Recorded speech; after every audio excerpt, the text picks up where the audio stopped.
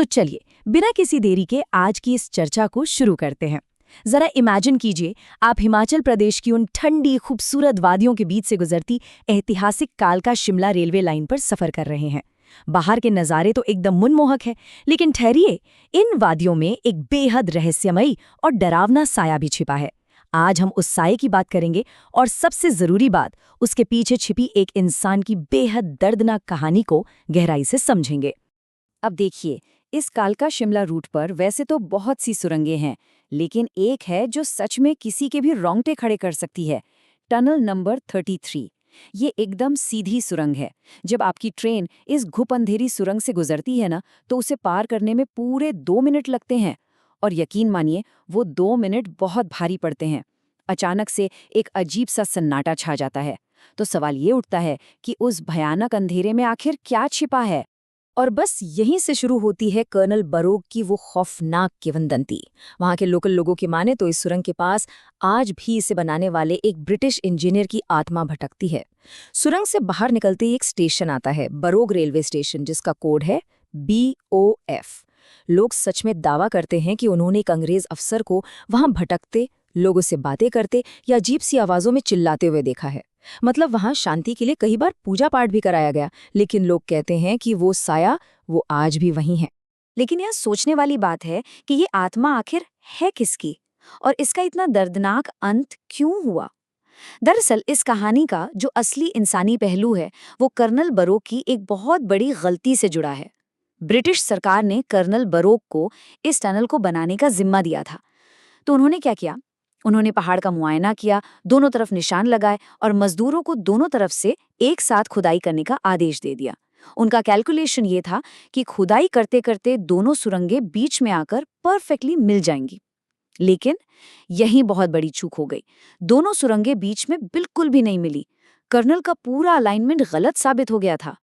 अब आता है इस पूरी कहानी का सबसे शॉकिंग और सच कहूं तो दिल तोड़ने वाला हिस्सा, महज ₹1 का जुर्माना।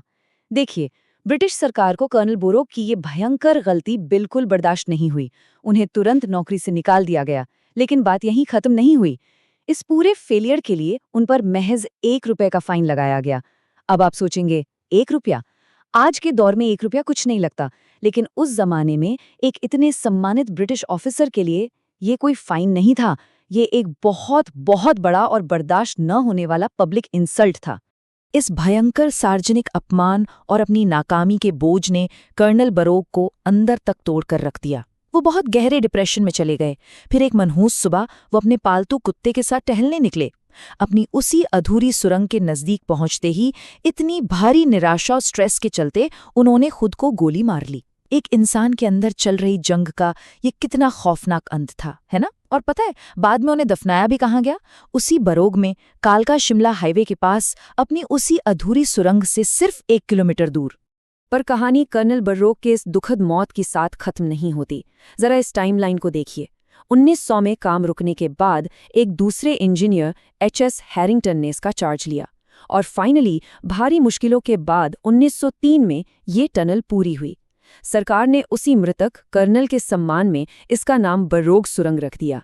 दिलचस्प बात तो ये है कि शुरुआत में हैरिंगटन को भी इस पहाड़ का सीना चीरने में बहुत स्ट्रगल करना पड़ा था, और वो भी एक टाइम पर करीब करीब हार ही मान चुके थे। और यहीं पर आमना सामना होता है एकदम स्ट्रिक्ट ब्रिटिश इंजीनियरिंग का स्थानीय हिमालयी ज्ञान से। जब हैरिंगटन हार मान रहे थे, तब एंट्री होती है चाइल के रहने वाले एक लोकल इंसान, बाबा भलकू की।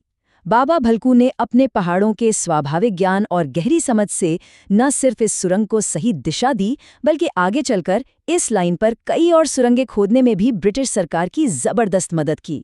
ये सच में एक बहुत बड़ा गेम चेंजर था। खैर, अब इस टॉपिक के दायरे को थोड़ा और बढ़ाते हैं, क्योंकि भारत में ऐसी खौफनाक चीजें सिर्फ पहाड़ों तक ही लिमिटेड नहीं हैं।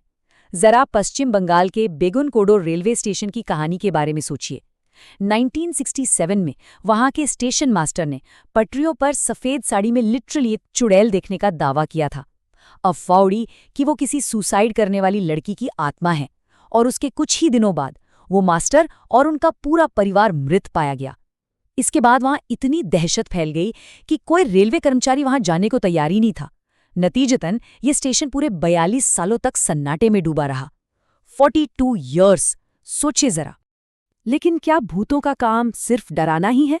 बिल्कुल नहीं। हिमालय की किन्नौर जनजाति के लोग इन अलौकिक शक्तियों को एक बहुत ही अलग नजरिए से देखते हैं। वहां भूतों को सिर्फ डराने के लिए नहीं, बल्कि रोजमर्रा की जिंदगी और ज्ञान को दर्शाने के लिए इस्तेमाल किया जाता है। जैसे डाफरिनकू, जो रात के अंधेरे में मुसाफिरों को रास्ता दिखाता है। बनशिरा, जो जंगल में लोगों को गाइड करता है, लेकिन अगर आपने प्रकृति का अपमान किया तो बीमार भी कर सकता है। और चोन, एक बेहद खौफनाक एक आंख वाला भूत जो शमशान की राख ढूंढता है। ये सिर्फ कहानियां नहीं हैं, ये प्रकृति के साथ उनके गहरे रिश्ते का आईना है। तो चलिए, सिर्फ इन डरावनी भूतिया कहानियों से थोड़ा आगे बढ़ते हैं और दी एकेडमिक जर्नल के एक रिसर्च पर नजर डालते हैं।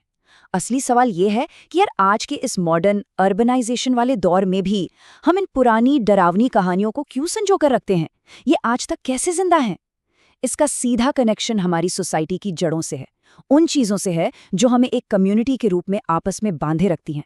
इस बात को famous mythology scholar Joseph Campbell बहुत ही खूबसूरती से समझाते हैं। वो कहते हैं कि एक नायक सामान्य दिन की दुनिया से निकलकर अलौकिक आश्चर्य के क्षेत्र में प्रवेश करता है।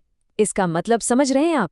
इसका मतलब है कि ये मिथक और क्षेत्रीय कहानियां सिर्फ टाइम पास के लिए नहीं हैं, ये एक्टिवली एक समाज की पहचान को आकार देती हैं।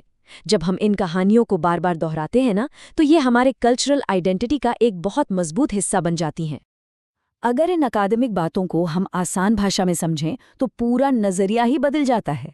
चाहे वो कर्नल बरोक की वो दर्दनाक कहानी हो या बेगुन कोडोर की वो भयानक चुड़ैल, ये कहानियां इसलिए जिंदा हैं क्योंकि ये हमारी कलेक्टिव मेमोरी यानी सामूहिक स्मृति का निर्माण करती हैं। ये हमें एक क्षेत्रीय पहचान देती हैं। ये एक ऐसे खजाने की तरह काम करती हैं जहां से हम अपनी आने वाली पीढ़ियों को नैतिकता, एम्पैथी और एक साथ मिलजुल कर रहने का पाठ पढ़ाते हैं। और यहीं पर आज की इस चर्चा के आखिर में मैं आपको एक बहुत ही गहरे सवाल के साथ छोड़ना चाहता हूं। क्या भूत सच में कोई भटकती हुई आत्माएं हैं, या फिर ये हमारी सामूहिक सांस्कृतिक स्मृति की वो गूंज है जो इस बात की गारंटी देती है कि हम अपना इतिहास कभी ना भूलें? शायद अलौकिक शक्तियों का ये डर ही समाज का वो सबसे असरदार टूल है जो बीते हुए कल की गलतियों, इंसानी संघर्षों और हमारे पूर्वजों के ज्ञान को आज भी हमारे बीच जिंदा रखे हुए है। ये चीज सच में सोचने पर मजबूर कर देती है ना? खैर, आज हमारे साथ इस सफर में जुड़ने के लिए आपका बहुत बहुत धन्यवाद।